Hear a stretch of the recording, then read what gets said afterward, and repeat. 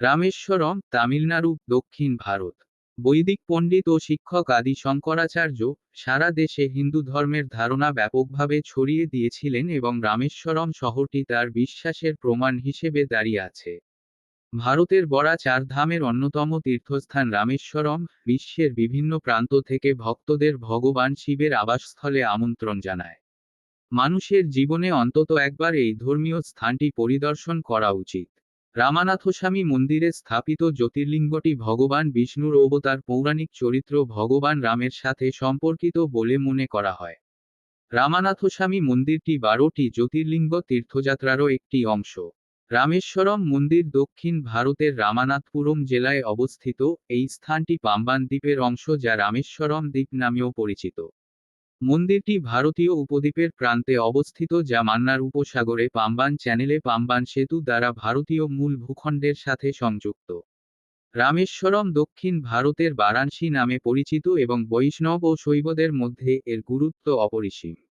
মন্দিরের স্থাপত্য অসাধারণ দ্রাবিড় স্থাপত্যশৈলী এবং কারুশিল্পকে তুলে ধরে। রামানাথস্বামী মন্দিরের পাশাপাশি আরও বেশ কিছু আকর্ষণ রয়েছে যা ভারতের 4টি চারধাম মন্দির পরিদর্শনকারী পর্যটকদের দৃষ্টি আকর্ষণ করে। ধর্মীয় গুরুত্ব। বিশ্ববিখ্যাত ভগবান রামের আবাসস্থলের কারণে রামেশ্বরমের রামানাথস্বামী মন্দিরটি মন্দির পরিদর্শনকারী তীর্থযাত্রী এবং ভক্তদের কাছে এক বিশাল তাৎপর্য বহন করে।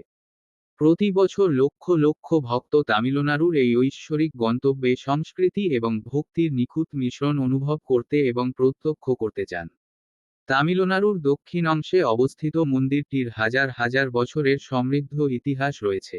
সময়ের সাথে সাথে বেশ কয়েকজন সম্রাট এবং রাজবংশ রামানাথস্বামী মন্দিরের রক্ষণাবেক্ষণ এবং সম্প্রসারণের তত্ত্বাবধান করেছিলেন।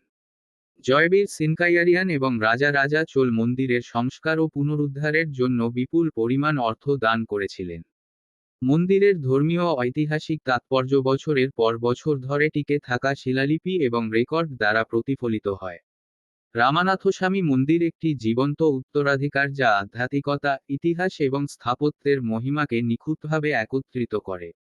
পৌরাণিক কাহিনী এবং কিংবদন্তি অনুসারে, মন্দিরটি ভগবান রামের সাথে সম্পর্কিত।